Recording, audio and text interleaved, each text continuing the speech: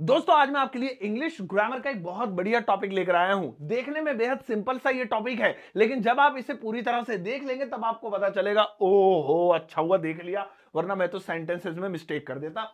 बहुत बढ़िया चीज है, पूरा देसी स्टाइल में हिंदी में समझाऊंगा। मेरा नाम है सरताज, मैं हूं आपका इंग्लिश ट्रेनर, आपका इंग्लिश कोच, और आप देख रहे हैं सरताज क्लासेस। टॉपिक का नाम है सब्जेक्ट वर्ब एग्रीमेंट, और वो भी बेसिक से बिल्कुल, यानी बेसिक स्ट्रक्चर इसका सिखाऊंगा, एडवांस लेवल पे नहीं जाएंगे, भेजे में घुस जाएगा अच्छे से, इतना ही काफी है। अब ये जो सब्जेक्ट वर्ब एग्रीमेंट है, देखने में लग रहा है किसी फ्लैट व्लेट का एग्रीमेंट हो रहा हो, पर ये कमाल की चीज है। इसमें क्या होता है, इसमें सिंगुलर प्लूरल को ध्यान में रखते हुए हेल्पिंग वर्ब लगानी होती है। अब जैसे ये सेंटेंसेस है, इनमें आपको इज, एम और आर में से सभी में कोई एक चीज भरनी है। आपको तीसरी चीज वह सिंपल है, आई के साथ एम लगाओ, ही शी नेम इट के साथ इज लगाओ, यू विदे के साथ आर लगाओ। इतना इजी नहीं है ये, गौर से सुनो। अब हमें यहां पे कुछ रूल्स ग्रामर के हर एक सेंटेंस में पता चलेंगे और उस हिसाब से हमें फिलिंग करनी है। आगे बढ़ने से पहले मैं आपको एक चीज क्लियर कर दूं, वो चीज गौर से सुन लीजिएगा। और वो चीज ये है कि हमें ये देखना होता है सिंगुलर प्लूरल के हिसाब से कि जो वर्ब है, यानी जो काम है, उस काम को कितने बंदे कर रहे हैं, कितने बंदे उस काम को कर रहे हैं। जो बंदे उस काम को करेंगे वो बंदे क्या कहलाएंगे, सब्जेक्ट कहलाएंगे।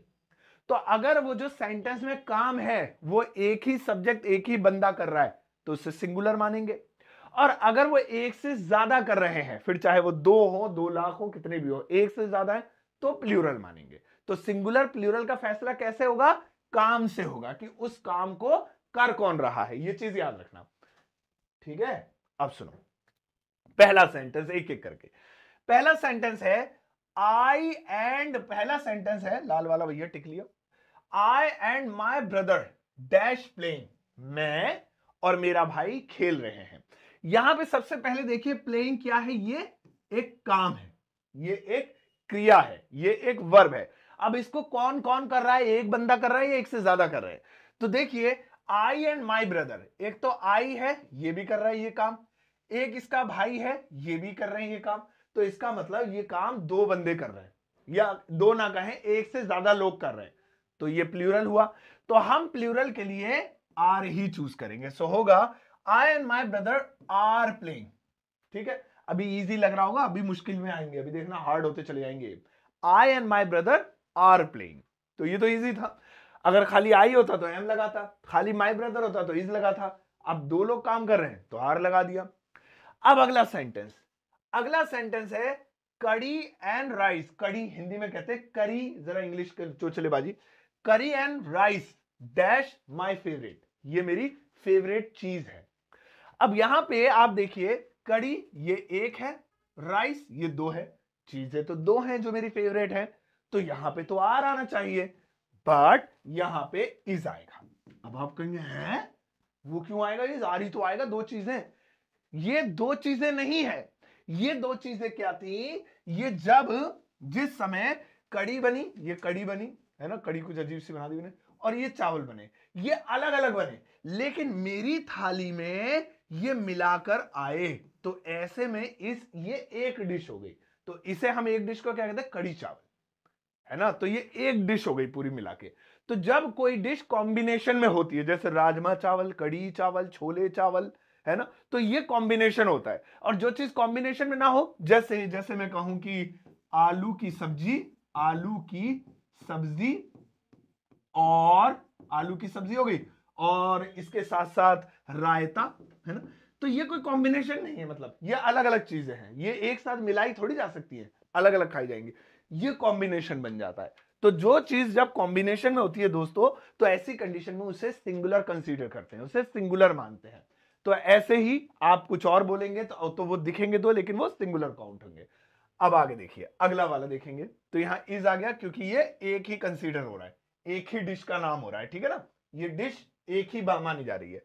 अब इसके बाद आता है मॉम और dad dash in the room, यानी मम्मी या पापा कमरे में है। काम क्या हो रहा है, कमरे में होने का। देखिए इन द रूम ये काम हो रहा है हमारा, कमरे में होने का काम हो रहा है, इस सेंटेंस पर है हम। लेकिन 2 लोग, नाम 2 लोगों के हैं, मॉम एंड डैड, मॉम और डैड, आना आर चाहिए नहीं, क्योंकि कमरे में 2 लोग नहीं है, कोई एक है, मॉम और डैड, और का मतलब होता है या, तो या से क्लियर हो गया कि या तो मॉम या डैड, कोई एक ही होगा। तो ऐसी कंडीशन में हम एक ही को मानेंगे तो इज लगाएंगे, तो यहां पे इज आएगा। बहुत सारे बच्चों ने मुझे लग रहा है इसका सही जवाब सोच लिया होगा, तो ऑलरेडी उनको ये पता चल गया होगा। अगला वाला है a bunch of keys dash missing. अब इसमें इज आएगा, एम आएगा कि आर आएगा, क्या आना चाहिए? यहां पे आपको एक चीज बहुत ध्यान से देखनी है कि क्या लिखा हुआ है, कीज लिखा हुआ है, तो कीज क्या होगी, कीज क्या होती है? सबसे पहले तो हम लोग ये कर लेते हैं, कीज लिखा हुआ है, तो कीज क्या होती है? चाबियां होती हैं। देखिए यहां पे गौर से देखिए, जैसे गौर से देखा सिखाने के लिए मैं आपको ये बनाना पड़ रहा है। ये एक चाबी है ना, एक और चाबी है, देखिए ये रही एक और चाबी है। यहां पे देखिए एक और चाबी है, ये देखिए, ये काली वाली चाबी ले लेते हैं, इसका लाल वाला ये ले लेते हैं, एक और चाबी है। तो ये सारी चाबियां क्या है? अलग अलग है। तो यहां पे ये सारी चाबियां हो गई की नहीं कीज, तो ऑब्वियसली यहां पर क्या आना चाहिए? आर आना चाहिए, क्योंकि एक से ज्यादा है। लेकिन अगर यहां पे इन चाबियों को, देखिए इन चाबियों को मैं एक गुच्छे में बांध दूं, तो अब ये क्या हो गया? अब ये एक हो गई, एक गुच्छा हो गया, तो इस ये कलेक्टिव हो गई। तो जो कलेक्टिव नाउन होते हैं, जो चीजें कलेक्शन में होती हैं, उन्हें सिंगुलर कंसीडर करते हैं, प्लूरल नहीं। तो इसीलिए यहां पे कीज नहीं है, अ बंच ऑफ कीज, यानी चाबियों का एक गुच्छा। बंच माने गुच्छा, एक गुच्छा, तो चाबियां कितनी भी हो उसमें, एक गुच्छा तो एक ही है। तो इसीलिए इस अ बंच की वजह से हम यहां पर इज लगाएंगे। ठीक है, देखिए इसे ऐसे समझिए, जैसे आपने दुकानदार से एक अंगूर मांगा तो एक दे दिया, सिंगुलर मानेंगे, इसे सिंगुलर हो गया है ना। फिर आपने कहा एक और अंगूर का दाना देना भैया, प्लूरल हो गया। फिर आपने कहा एक और देना, एक और देना, एक और। अब जितने भी आप मांगते जाएंगे ये सब क्या है? ये सब प्लूरल है ना। हम सब जानते हैं ये सब क्या है? प्लूरल है ना, एक से ज्यादा है, प्लूरल है। लेकिन मांगते मांगते मांगते मांगते बन गया अंगूरों का गुच्छा, तो अब ये फिर से एक हो गया। अभी तक वो एक एक दाना अलग अलग थे, तो क्या थे? प्लूरल थे, एक से ज्यादा थे, लेकिन उन्हें जोड़ के गुच्छा बना दिया, ये फिर से क्या कंसीडर किया जाएगा? One, single. तो इसीलिए ग्रैप्स, ग्रैप्स होते, ग्रैप्स है ना, एक से ज्यादा होते हैं, लेकिन अ बंच ऑफ ग्रैप वो सिंगल माना जाएगा, क्योंकि वो गुच्छा हो गया। तो इसलिए यहां पे इज आएगा। अब यहां पे बहुत बहुत जरूरी चीज मैं आपको बताने जा रहा हूं, ये दो टॉपिक्स देखिए, ये आपके लिए बहुत खास है। ठीक है, तो ये वाला ऊपर वाला कलेक्टिव नाउन की वजह से प्लूरल में हुआ। यहां पे देखिए दोनों एग्जांपल्स को गौर से देखिए दोस्तों, बहुत मजेदार है। मैं इसको ऑलरेडी एक जो है लाइन में कर रहा हूं आपके लिए खास तौर पे, क्योंकि यही मेन चीज है, मैं कहूंगा आज क्लास की जान जो है। तो मैं इसको एक बॉक्स में बंद कर देता हूं, ताकि दोनों सेंटेंसेस हम देखें। बहुत ध्यान से देखिएगा, इसी को समझने के लिए लोग बहुत ज्यादा परेशान हो जाते हैं कि भाई ये कैसे होगा। मैं परेशानी से हो गया। अभी सेंटेंस सुनिए, ईदर टू बुक्स और अ पेन डैश नीडेड, या तो दो किताबों या एक पेन की जरूरत है। दूसरा, ईदर अ पेन और टू बुक्स डैश नीडेड, या तो एक पेन या दो किताबों की जरूरत है। दोनों सेंटेंसेस बिल्कुल सेम टू सेम डिट्टो है, बस क्या है? हल्की सी सब्जेक्ट की पोजीशन बदल दी है। यहां पे जो टू बुक्स थी वो इस सेंटेंस में आगे कर दी है, यहां पे जो पेन आगे था वो इस सेंटेंस में पीछे कर दिया, बस आगे पीछे कर दिया। अब इससे क्या मिला?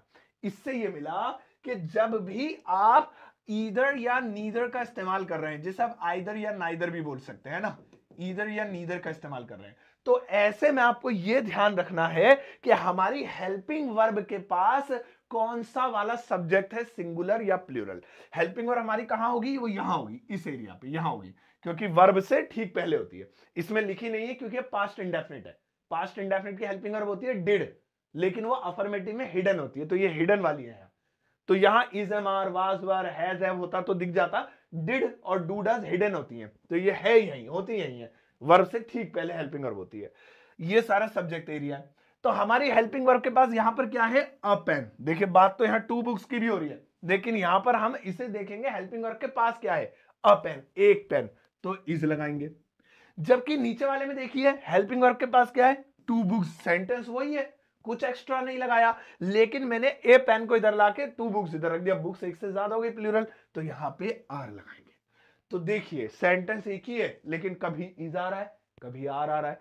तो यहां पे आइदर नाइदर वाले में, इधर नीदर वाले में हमें देखना होगा कि क्लोज कौन ज्यादा क्लोज है हेल्पिंग वर्ब के, तो जो ज्यादा क्लोज होगा उसी के अकॉर्डिंग लगाएंगे। ठीक है, अब आगे देखिए, माई हेयर, यहां फिर से वही कलेक्टिव नाउन की बात आ गई कि जो बाल होते हैं वो होते तो बहुत सारे, लेकिन बालों को गिनना कौन पसंद करेगा। तो ऐसे में वो एक कलेक्टिव नाउन कहलाते हैं। जैसे एक टूट जाए तो भी बाल है, और ऐसे मुट्ठी में पकड़ लूं तो भी बाल है। हिंदी में भी हम बाल ही कहते हैं। तो इसीलिए माय हेयर के साथ भी इज आएगा। बालों को, हेयर को हमेशा सिंगुलर कंसीडर करेंगे। लास्ट वाला देखिएगा, ये बहुत कमाल का है।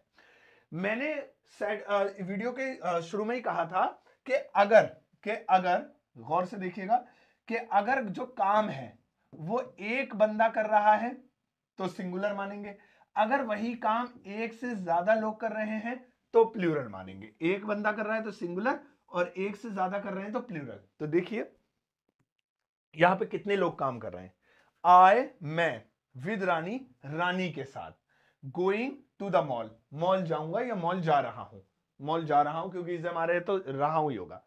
तो दो लोग जा रहे हैं मॉल। तो मैं रानी के साथ मॉल जा रहा हूं, तो रानी भी जा रही है, मैं भी जा रहा हूं। इसका मतलब जो जाने का जो काम है वो दो लोग कर रहे हैं। लेकिन यहां पर उसके बोलने और लिखने का तरीका देखिए। उसने क्या करा, उसने इस रानी को कॉमा में ले लिया। उसने क्या करा, अपन फोकस पूरे सेंटेंस का अपने ही ऊपर रखा। मैं रानी के साथ मॉल जा रहा हूं, ठीक है ना। सो यहां पे रानी को ज्यादा फोकस में नहीं लिया। तो यहां पे काम भले ही दोनों कर रहे हैं, लेकिन मेन फोकस या मेन हाईलाइटेड पर्सन कौन है, आई ही है।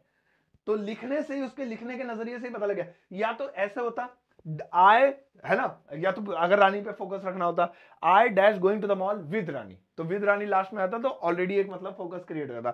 मतलब यहां पे उसने अपनी बात के बीच में बस उसका हल्का सा नाम डाल दिया, लेकिन वो मेन यही बता रहा है कि मैं ही जा रहा हूं मॉल। हाँ रानी तो जा रही है सर, ठीक है, लेकिन जा मैं ही रहा हूं। तो अब यहां पे हम दो बंदे काम कर रहे हैं, लेकिन फिर भी फोकस क्योंकि इस पे है तो हम एम ही लगाएंगे। अब देखिए सेंटेंस क्या लिखा हुआ है, I with Rani am going to the mall. सोचिए, देखने में गलत सा लग रहा है, मतलब ऐसा लग रहा है जैसे रानी के साथ एम लगा हुआ है, लेकिन रानी के साथ एम नहीं है, क्योंकि रानी के बाद तो एक कॉमा आ गया। तो इस कॉमे से पता चल गया कि जो हेल्पिंग वर्ब है ये रानी के लिए नहीं है भैया, ये किसी और दूसरे सब्जेक्ट के लिए, और दूसरा सब्जेक्ट हमारा वापस से पीछे एम है ना। बिल्कुल ऐसे ही एक एग्जांपल और देखिए, जैसे, है ना, जैसे आई, एक एग्जांपल देखिए, आई, अब यहां पे ब्रेक है, फादर ऑफ सोनू, मैं सोनू का पिता। तो हमने इसमें क्या डाल दिया, ब्रैकेट में डाल दिया, है ना। Going to write a letter, एक पत्र लिखने जा रहा हूं, WRITE, राइट अ लेटर, एक पत्र लिखने जा रहा हूं। तो यहां पे देखिए आई फादर, अब यहां पे ये बात क्या थी, एक्स्ट्रा थी जो बस आपको बतानी जरूरी थी, लेकिन इसका सेंटेंस से कोई ताल्लुक नहीं है, बस आपको हाईलाइट करना था कि ये भी ये चीज। तो यहां पे फिर भी हम जो है फादर ऑफ सोनू की वजह से इज नहीं लगाएंगे कि सोनू आ रहा है। हम क्या करेंगे, ये तो ब्रैकेट में, इसका सेंटेंस से कोई लेना देना नहीं है, हम वापस से उस सब्जेक्ट के अकॉर्डिंग ही एम लगाएंगे। तो I father of Sonu am going to write a letter, इस तरीके से। तो बात ये बस बीच में डाल दी गई है। अभी मैं क्या करता हूं, आपको एक सेंटेंस देता हूं जिसमें देखते हैं आप सही तरीके से इज एम आर लगा पाते हैं या नहीं। लगाना इज एम आर, ये होमवर्क जरूर करके जाना। तो दोस्तों यहां पर ज्यादा नहीं, बस एक सेंटेंस लिखा हुआ है, इस एक सेंटेंस की इंग्लिश ट्रांसलेशन आपको करनी है इस वीडियो के कमेंट सेक्शन में। आपको इसकी इंग्लिश में, मतलब इंग्लिश ट्रांसलेशन नहीं करनी, क्या बोल दिया मैंने, मतलब इसमें इज एम आर लगाना है। अब इज लगेगा, एम लगेगा, आर लगेगा, गौर से देख लो, और इसमें सही तरीके से चेप देना भाई, प्लीज लगा जरूर देना, ठीक है ना, मुझे इंतजार रहेगा। और दोस्तों अगर आप ऐसे ही फ्री वीडियोस रोज देखना चाहते हैं तो आप मेरे चैनल सरताज क्लासेस को सब्सक्राइब कर सकते हैं, और हाँ मुझसे व्हाट्सएप पे भी कनेक्ट हो सकते हैं, जिसका एक बेहद आसान तरीका है, लेकिन लिंक वीडियो के डिस्क्रिप्शन बॉक्स में दिया हुआ है, वहां पर क्लिक करेंगे और क्लिक करते ही आप मेरे व्हाट्सएप चैनल पर पहुंच जाएंगे। उसे फॉलो करते ही आप मेरे से जुड़ जाएंगे, जहां पर मैं ढेर सारा फ्री मटेरियल बच्चों और स्टूडेंट्स को भेजता रहता हूं। और हाँ दोस्तों, एक मेरी किताब है अमेज़न फ्लिपकार्ट पर, जिसे आप घर बैठे कैश ऑन डिलीवरी COD पर मंगा सकते हैं, ऑल ओवर इंडिया कहीं पर भी। इन सब का जरूरी जो लिंक है वो वीडियो के डिस्क्रिप्शन बॉक्स में आपको मिल जाएंगे। अब जाओ इस वीडियो को सबके साथ शेयर करना, चलो एक प्यारा सा लाइक देकर जाना।